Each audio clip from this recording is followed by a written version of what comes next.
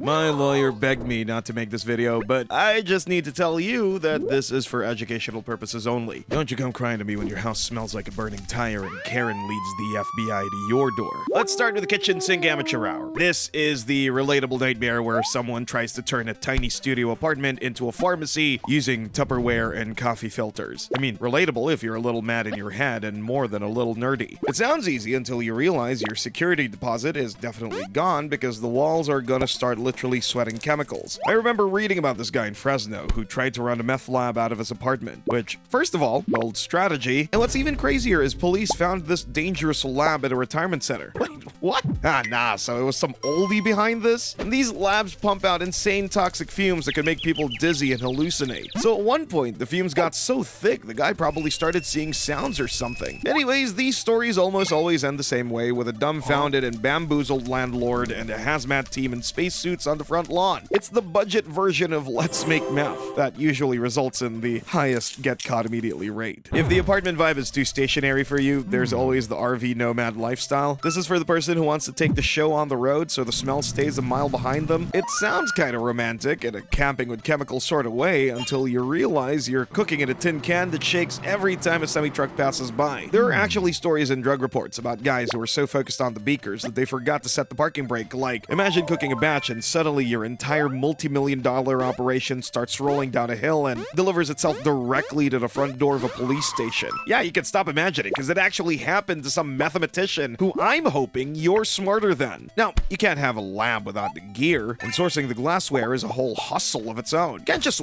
walk into a store and buy a 3-neck round-bottom flask without ending up on a government list. Rookie mistake. If you try to buy the stuff online, the DEA gets a notification like it's a new follower alert. You see, the pros don't go to the store. No. They set up friend companies or borrow gear from disorganized university labs. Think about those giant college labs where they have 500 beakers and nobody's counting. You know, those labs where if the inventory is shrinking, the professors just think that student broke something. But let me give you a blaring warning. If you're still using mason jars and plastic tubing from the hardware store, you'll be kidding nobody when you say you're running a lab. All you'll be doing is running a fire hazard with a lid. Using the wrong glass is basically asking for an explosion to end your career before it even starts. This brings us to the red phosphorus versus birch reduction nerd war. This is like the iPhone versus Android debate, but with more fire. One method involves scraping thousands of matchbook strike pads until your fingers are stained red forever. The other, the birch method, involves tearing apart Energizer batteries to get the lithium out. The birch reduction science here is actually wild. You're using solvated electrons to turn medicine into product. When the lithium hits the ammonia, it turns into this otherworldly blue color. It looks like magic, but it's high-level chemistry being done by a guy who's too scattered to finish a project. If you don't have focus, you just end up with a house that's no longer really livable, let alone thinking of inviting your fellow partners in crime over to. Then, if you're cooking for the cook it at home in 10 minutes version of a lab, you're looking at the shake and bake. I know that sounds like a middle school science project, but it's actually a recipe for a plastic pipe bomb that'll take your eyebrows off if you don't burp the bottle. So, here's the recipe. First, you start with a clean 2-liter soda bottle, and you're gonna toss in crushed up pseudoephedrine tablets from the pharmacy and a pile of ammonium nitrate that you ripped out from a cold pack, like the kind you use for a sprained ankle. Then you add a handful of sodium hydroxide, aka drain cleaner, and some lithium strips that you've painstakingly peeled out of expensive Energizer batteries with a pair of pliers, because in this economy, even the budget recipe is getting pricey. Next, you pour in camping fuel, add a splash of water to kickstart the chemistry, like the second the water hits the lithium in the lye, and the bottle's going to start humming and getting hot enough to melt the plastic. So this is where the shake part comes in. You have to keep the contents moving so the reaction doesn't get stuck in one spot and blow a hole in the side. But every few minutes, you have to slowly unscrew the cap to let out the gas. We call this burping the baby, because if that pressure builds up too high, your kitchen product will become a fragmentation grenade. After about 45 minutes of shaking and praying, the liquid inside turns into a murky soup. And you filter that through a coffee filter to get your raw crystals. But even then, you still have to smoke it with hydrochloric acid gas, which you make by mixing salt and pool chemicals in another bottle to make the final product actually usable. While the ka-ching at the end might look like $1,000 in product, you spend $100 to $200 for all the groceries, and your profit margin margin gets eaten alive by all the hidden business costs like maintenance and waste disposal, and the fact that buying chemicals by the 55-gallon drum is way cheaper than buying them by the 2-liter bottle. That's why the pros move to the next few methods. Now's a good time to take a trip to the past for some old school strats. I'm talking about the P2P biker special. This is the gritty method the biker gangs used back in the 80s. They used phenyl-2-propanone and methylamine. If that flew over your head, you're either not paying attention in your chemistry lessons or too young to be learning this stuff. Who cares? I'm not your dad. Anyways, I digress. So, I've heard from some old-timers that this stuff smells like a cat took a leak on a burning tire. It is that fucking foul. But the reason they did it was because it yields massive amounts of product. This was the go-to method before government started tracking cold medicine like it was the secret to eternal life. Ooh, maybe it is. It's the muscle carve setups. Not very refined, very loud, very messy. But it gets the job done if you don't mind the neighbors 3 miles away wondering why the air smells like an industrial accident. Then there's another method if we go back to the nitroethane roots. This setup involved a thorium oxide furnace and distilling benzaldehyde from almond baking emulsion. Yes, I like to sound sophisticated sometimes. Come on, don't roll your eyes, buddy. Who doesn't like to flex once in a while, huh? Like, many of the ingredients to build your multi-million-dollar business can pretty much be made from whatever you can find at the baking aisle at the grocery store. Because you can still distill ethanol from grain alcohol and add tropical coconut shampoo as an anti-foaming agent. It sounds like a craft cocktail from hell because it kinda is. But don't even try to drink it just because I said that. The scariest part of this legend strategy is the mercury amalgam. Like, if you use mercury nitrate, the stuff that literally gave us the phrase mad as a hatter, and ram aluminum foil into a flask with a wooden ramrod, one wrong move and the whole house becomes a permanent toxic waste site. You can literally open your windows and pipe the methylamine gas through a hose out of there. Is it worth it? For the knowledge? Maybe not so much. But it's $700 an ounce. Any of us would be lying if it wasn't worth the ka-ching. This is the hardcore mode where you ignore all the safety warnings and just pray the chemistry gods are on your side. If industrial scale isn't fast enough for you, maybe you're looking for the biker syndicate strategy. This is the ultimate main character move for when you want to dominate an entire continent. Take a look at Australia. In the land down under, the game's more than just about a guy in the basement. It's about the outlaw alliance. I'm talking like the Comanchero and the Nomads. 2 biker clubs that spent years trying to erase each other off the map, then suddenly realizing that war is expensive and teamwork makes the dream work. Yeah,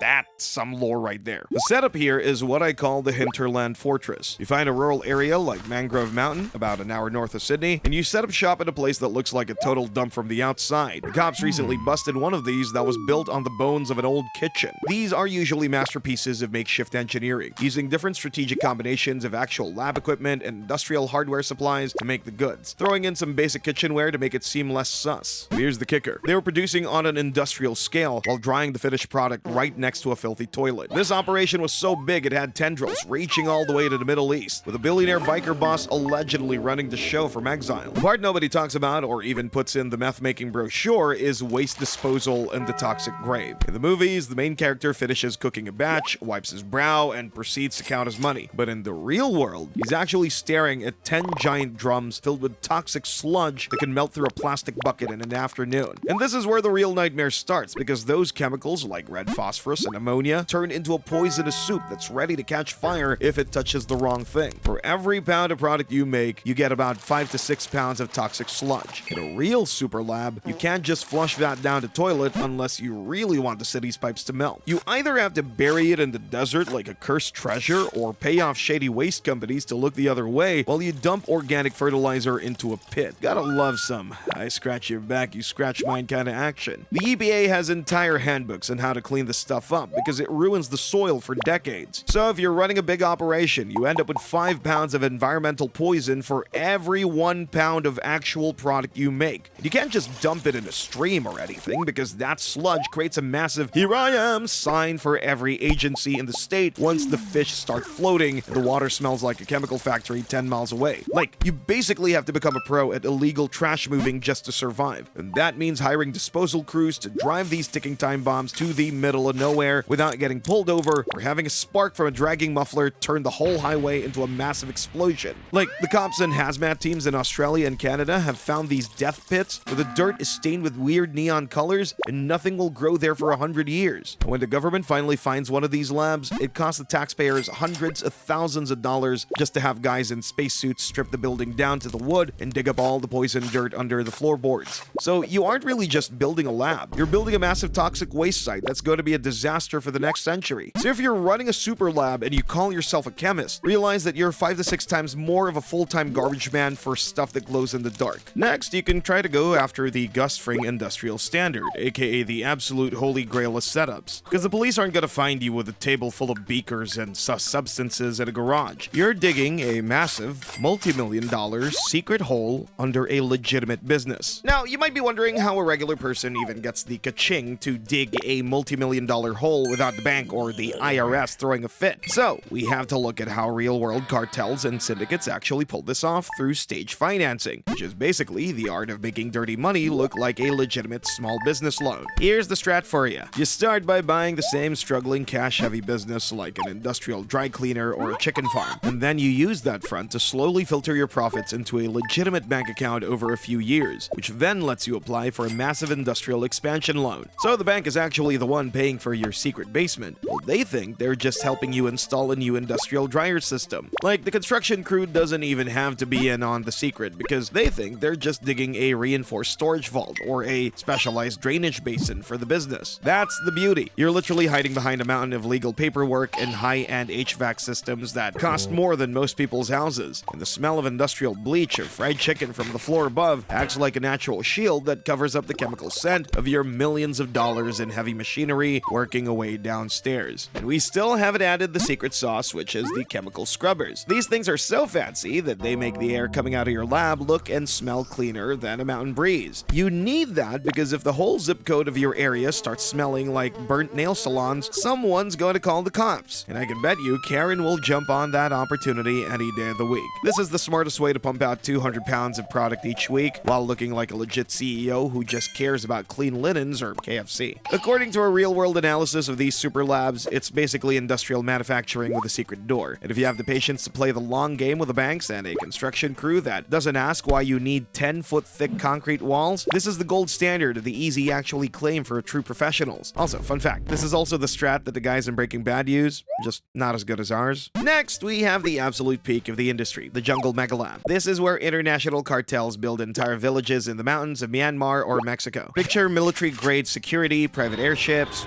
enough product to supply the planet for a decade. These places are basically corporate empires with no HR department. They have their own power grids and housing for hundreds of workers. If you're creaming just to the thought of it, then you're definitely smarter than those mathematicians who forgot their parking brake from driving school. If you aren't, then just take it from me. Deep in the mountains, the cartels have built production sites that would make a legitimate pharmaceutical company jealous. A generation ago, home-cooked product was about 60% pure. These mountain factories have pushed that purity to above 90% using industrial-grade methods. They call it cooking the drum. It's a mix of lime, alcohol, and a secret blend of chemicals that they heat up over massive open fires. Even though they are making enough to supply entire countries, the process is still rudimentary and dangerous. There's a constant smell of gas, and you get the feeling the whole place could go wrong really fast. This is where the corporate meets the crude. They have massive vats where the muddy solution settles before being tapped off into trays to cool like rock candy. They even have Walter White stages where they put a final polish on the product. This scale, it is industrial manufacturing at its most raw, with zero rules and billions of dollars. But if you think these labs are just lonely shacks in the woods, you're playing a version of a game that hasn't been updated since 1995. Documentaries like Traffic show us that these are high-speed hubs in a global supply chain so intricately interconnected that it makes Amazon Prime look like a paperboy on a bicycle. Take the 2024 Falkland raid. This was the largest, most sophisticated drug super lab in Canada, and it was a full-blown multi-product factory. They were pumping out meth, fentanyl, and MDMA all at the same time. Police seized 5,000 liters of liquid and 10 tons of powdered chemicals, enough to make 95 million doses of just fentanyl. Guess how much everything seized was worth? $500 million. Yes, with a B. $485 million to be exact. It's like a twisted version of a 3-in-1 combo meal, but instead of fries and a shake, you're getting industrial-grade chemicals that can drop an elephant. When the cops moved in, they didn't just find a couple of guys with a baseball bat. They found a massive arsenal of AR-15s and submachine guns. This is Endgame security. When you're moving that much ka-ching, your worries shift from nosy neighbors to literal mini-armies of police. These super labs have successfully turned illegal science into a diversified global conglomerate where the only human resources department is a guy guy armed and ready with an epic suppressed rifle. It's a global network where the borders don't exist, and the rewards are so high that people are willing to turn a quiet forest into a military-grade fortress. Now, I'm not saying you should do these things, but if you did decide to speedrun the American dream by flinging the safety manual out of the window, you're either sitting on a mountain of cash or sitting in prison for a very long time. GG's. And subscribe, or I'll tell the Biker Alliance that your house has some extra supplies that they might need.